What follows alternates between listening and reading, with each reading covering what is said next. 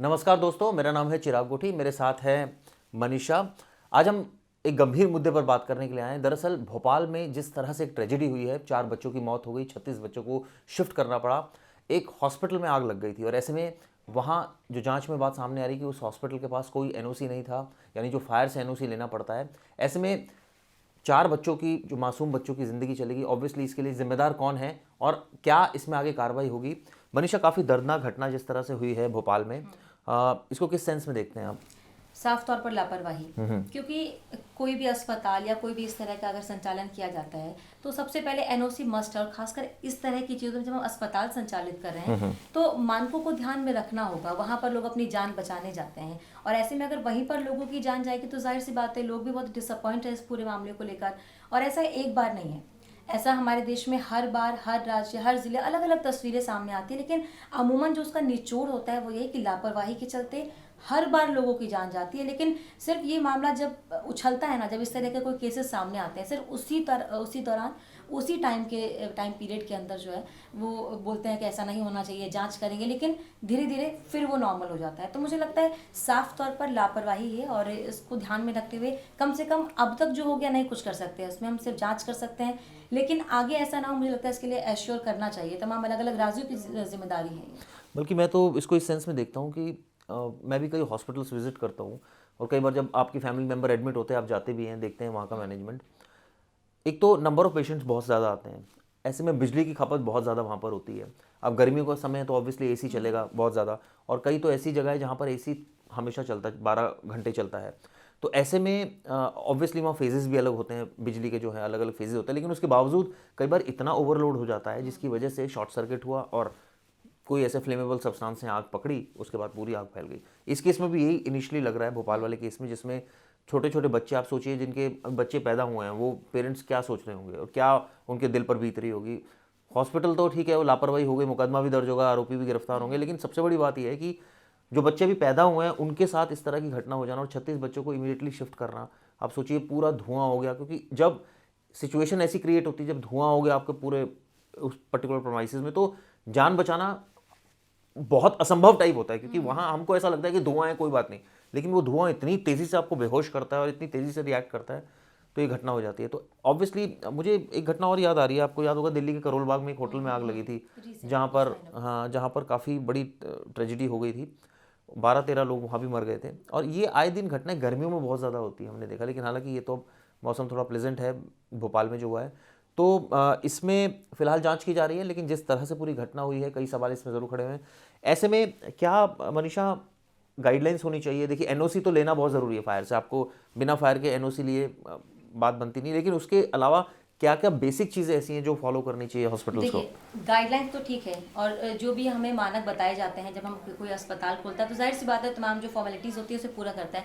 मुझे लगता है इसमें नैतिकता सबसे ज़्यादा ज़रूरी है। आप अगर किसी की जिम्मेदारी ले रहे हैं किसी को ठीक करने की, उनका इलाज करने की, तो ये आपकी नैतिकता है। सबसे पहले नैतिकता है कि आप उन तमाम चीज़ों को ध्यान में रखें, उन मानकों पर खरे उतरें, ताकि आगे चलकर ऐसी दिक्कत ना हो। और ऐसा नहीं कि अचानक हो गया, पहली बार हुआ या बहुत रेयर होता हो, ऐसा कोई भी मामला नहीं। तो मानक तो बनाए गए हैं, अपनी तरफ से भी हमें कोशिश करनी होगी। जो खास तौर पर इतना बड़ा संस्थान चलाते हैं, हॉस्पिटल, होटल्स वगैरह का जिनका काम है, उन्हें तो खास तौर पर ही ध्यान देना होगा। मुझे लगता है नैतिकता एक बड़ा फैक्टर इसमें होना चाहिए कि अगर लोग आप पर विश्वास कर रहे हैं, वहाँ पर आ रहे हैं ठीक होने के लिए, अपना इलाज करवाने के लिए, तो ऐसे में आपकी ये जिम्मेदारी बनती है, क्योंकि आप उस संस्थान को चला रहे हैं, आप उस हॉस्पिटल को चला रहे हैं। अगर होटल की हम बात करें तो हॉस्पिटैलिटी के लिए जाना जाता है, लेकिन वहाँ पर आकर भी अगर लोगों की जान जाती है तो जाहिर सी बात है ये बहुत डिसअपॉइंटिंग भी होता है लोगों के लिए। और इसमें एथिकल होना, अपने एथिक्स को ध्यान रखना सबसे ज़्यादा ज़रूरी मुझे लगता है। इसमें मैं बेसिक पॉइंट्स कुछ और बता दूं जो बहुत ज़्यादा ज़रूरी रहते हैं। अमूमन हमने देखा होगा, हम होटल्स में जाते हैं, हॉस्पिटल्स में जाते हैं, जो फायर एक्सटिंग्विशर होते हैं जो लगे होते हैं वो होने चाहिए, प्रॉपर वर्क होना चाहिए उनका, और ताकि जरा सी भी आग लगे उसका प्रयोग किया जाए। इनफैक्ट ये तो आजकल घरों में भी होना चाहिए।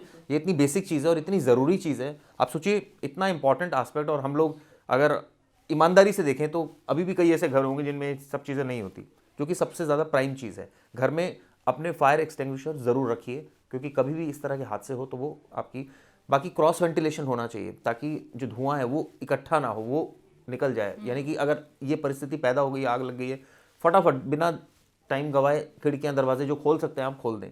अगर ट्रैप हो गए तो अलग बात है, तब कुछ नहीं कर सकते। इसके अलावा जो स्टेयर्स हैं उनकी भी एक बाकायदा फायर ने एक बना रखे कैटेगरी कि वो कितनी चौड़ी होनी चाहिए, कितनी हाइट पर होनी चाहिए, और कितना वेंटिलेशन के अलावा एक्सेस और एंट्री जो पॉइंट्स होते हैं वो भी होने चाहिए ज़्यादा, क्योंकि अगर वो एक रहेगा तो ऑब्वियसली अगर वहाँ धुआं होगा तो कैसे आप निकल पाएंगे। तो ये 5 या 4 ऐसे पॉइंट्स होते हैं जो अमूमन सभी जगह देखे जाते हैं, लेकिन बड़ी विडम्बना मनीषा ये है कि ये चीज़ें फॉलो नहीं होती हैं। ये जब आप ग्राउंड पर जाओ तो ये बेसिक चीज़ें ही फॉलो नहीं दिख रही होती। और सवाल ये है कि फायर फिर एनओसी अगर नहीं लिए तो फायर एक्शन क्यों नहीं लेता है ऐसे लोगों पे? बिल्कुल। और ये जो आपने बहुत इंपॉर्टेंट चीजें बताई, ये बहुत बेसिक है, ये तो होना ही चाहिए। और ये तो आपने कहा भी सबको घर में भी कम से कम इतनी बिल्कुल। सुविधा तो होना चाहिए, अगर इमरजेंसी में कुछ हो तो आप उसको मैनेज कर सके। लेकिन ट्रेनिंग की भी मुझे लगता है हाँ, बहुत ज़रूरत है। क्योंकि जो बड़े प्रेमिसेस हैं जैसे हॉस्पिटल होटल्स हो गए, वहाँ पर ट्रेनिंग की जरूरत बहुत ज्यादा है। मुझे लगता है एक इसके लिए एक अलग सेक्शन कुछ, या फिर एक कुछ ऐसा जिससे लोग कम से कम जो वहाँ पर काम कर रहे हैं, जो कर्मचारी हैं जो हॉस्पिटल में, वो क्विक एक्शन ले सकें। बल्कि हम आपसे व्यूअर से एक सवाल भी पूछते हैं इस दौरान, क्या आपको फायर एक्सटिंग्विशर के बारे में पता है? और अगर पता है तो क्या आपके घर में है? और अगर आपके घर में है तो क्या आप उसको चलाना जानते हैं? आप जानती हैं मनीषा? नहीं जानती। तो ये सीख कर आइएगा अगली बार, क्योंकि ये बहुत ज़रूरी चीज़ है। इसमें कुछ ज़्यादा नहीं करना होता। इसमें जहाँ तक मुझे थोड़ा बहुत आइडिया है कि एक पर्टिकुलर पॉइंट होता है, उसको खींचना होता है, जिसके बाद वो एकदम जो है फ्लो में चला जाता है। लेकिन ये सीखने बहुत ज़रूरी है, बिकॉज आप ट्रेनिंग की बात कर रही हैं, तो ट्रेनिंग में ये पार्ट आता है। बिल्कुल। और शुरुआत हम अपने से ही अपने से कर रहे हैं, क्योंकि अगर ये सब चीज़ें आप सोचिए ना, कितनी आपके घर में भी सारा लोड बिजली का काफ़ी रहता है। हालांकि सर्दियों में तो हीटर चलते हैं, गीजर्स चलते हैं। कोशिश ये कीजिए कि सारी चीज़ें एक साथ ऑन नहीं करनी। ये भी मनीषा बहुत इंपॉर्टेंट पॉइंट है। अगर आप सारी चीज़ें, मान लीजिए गीज़र एक साथ ऑन कर देते हैं, आप हीटर चला देते हैं, आप जो है वो लाइट सारी ऑन रखते हैं, तो एकाएक लोड बढ़ जाता है बिजली का। और लोड बढ़ के जब स्पार्किंग होती है, जब स्पार्किंग निकलती है, तो वो कहीं ना कहीं लग जाती है, जिसकी वजह से आग लगती है। यूजुअली हमने ऐसा देखा है, बहुत सारे केसेस मैंने तो कवर किए हैं। और ऐसे में अगर वेंटिलेशन नहीं है तो सबसे ज़्यादा खतरा है। तो ये बेसिक चीज़ें जो आपको ध्यान रखनी है। अगली हम वीडियो जब बनाएंगे तो आपको कैसे फायर एक्सटिंग्विशर का इस्तेमाल किया जाता है वो भी हम आपको बताएंगे, और एक्सपर्ट के साथ बताएंगे। तो मनीषा अगली बार आप भी ये सीख कर आइएगा। दूसरी मैं बात जो इंपॉर्टेंट करने जा रहा था इसमें, कि कई दिल्ली में ऐसे हॉस्पिटल्स हैं जहाँ पर, अब आप सोचिए एक हॉस्पिटल है, वहाँ पर 20 या 25 कमरे हैं जहाँ पर पेशेंट्स रुकते हैं, वार्ड्स जिनको बनाए गए होते हैं। अब सब जगह एसी चल रहे हैं गर्मियों में। आप सोचिए कितना लोड बिजली का आता होगा और कितने फेजेस में डिवाइड होता होगा। इसी वजह से वहाँ पर सबसे ज़्यादा प्रोबेबिलिटी इस तरह के शॉर्ट सर्किट्स की रहती है। और मोस्टली हमने रीजन भी यही देखा है, शॉर्ट सर्किट की वजह से इस तरह की घटनाएं होती हैं, तो उस पर ध्यान देना होगा। तो दोस्तों, ये बहुत बड़ी हमने घटना एक डिस्कस की थी भोपाल की, जहाँ पर बड़ा एक हादसा हुआ है। सिर्फ लापरवाही की वजह से इस तरह का हादसा हुआ। और ये हमने जो बेसिक आपको पॉइंट्स बताए, अगर हम लोग इन्हीं को फॉलो कर लें तो मुझे लगता है घर से ही शुरुआत होती है ना। तो घर पर ही अगर हम सिक्योर इस तरह से इक्विपमेंट्स को रखें, उनकी ट्रेनिंग ले बाकायदा, कैसे चलाए जाते हैं। इनफैक्ट मुझे एक, मैं जब फायर ऑफिसर से कई बार बात करता हूँ तो उन्होंने इतना तक कहा था कि एक सीमेंट का कट्टा भी अपने घर में रखिए, क्योंकि कई बार ऐसा होता है कि जब आग लगती है तो आप पानी नहीं डालेंगे उस पर, आप सीमेंट उठाइए, उसको फेंक दीजिए। वो भी एक बहुत अच्छी चीज़ है कि जिससे आग बुझ जाती है, क्योंकि मैंने ये पर्टिकुलर ये एक्सपेरिमेंट करके देखा है, उससे आग बुझ जाती है। तो ये सब ऐसी चीज़ें दोस्तों जो अपने घर में रखिए, ये इसकी बहुत ज़्यादा ज़रूरत है। और सिलेंडर भी एक बहुत बड़ा फैक्टर होता है, घर में होता है लोगों के सिलेंडर। तो ध्यान रखिए कि उसकी जो पाइप है वो कहीं वीक ना हो जाए, जो प्लग इन उसको आप कर रहे हैं वो बिल्कुल टाइट हो, जो रेगुलेटर है उसका वो ठीक हो। ये तमाम ऐसी चीज़ें हैं जो हमें ध्यान रखनी चाहिए। और मैं एक चीज़ और आपसे पूछूंगा, आपको सिलेंडर का रेडिएटर लगाना आता है? चलिए, बहुत अच्छी बात है। तो ये, क्योंकि ऐसी चीज़ें वहाँ से भी कुछ हो सकता है, अगर मान लीजिए वहाँ लीकेज हो जाए तो वहाँ से भी आग लग सकती है। तो दोस्तों हमें सेफ रहना है और इन तमाम बातों को हमें फॉलो करना है। कुछ कह रही थी? हाँ बिल्कुल। और ये भी है कि हमारी भी जिम्मेदारी है, हम किसी होटल में जाते हैं, हम सारी सर्विसेज तो देखते हैं, रूम कैसा है, बाकी चीजें कैसी हैं, लेकिन देखिए हम ये नहीं कितनी देखते हैं इंपॉर्टेंट चीज़ हम इग्नोर करते हैं। कि हम ये नहीं देखते कि वहाँ पर ये सुविधा है कि अगर इमरजेंसी में ऐसा कुछ हुआ तो क्या उसके लिए हम सिक्योर हैं वहाँ पर। अगर हम हॉस्पिटल में भी जाते हैं तो भी हम इस चीज़ को इग्नोर कर देते हैं। तो हमें, हमारी भी शायद नहीं, लेकिन सवाल ये है ना कि अगर हम इग्नोर भी नहीं करें, मान लीजिए हम उनसे पूछते हैं, तो क्या वो जवाब देंगे हमें प्रॉपर कि हाँ जी, वो तो यही बोलेंगे हमारा सब हम चुप तो नहीं रहेंगे, कुछ तो हम करेंगे अपने एंड से, तो हम एटलीस्ट कोशिश करेंगे। तो ये हमारी भी जिम्मेदारी है कि हमें उस चीज़ को भी रेज करना। बिल्कुल। तो देखिए, ये हमारा मकसद यही था। ये सिर्फ एक घटना से हमने इसको जोड़कर आपको फायर के एक बेसिक चीज़ें बताई जो हमें फॉलो करनी है, ताकि हम जो है इस तरह के हादसों से बच सके। ये वीडियो कैसी लगी ज़रूर बताइएगा दोस्तों। धन्यवाद।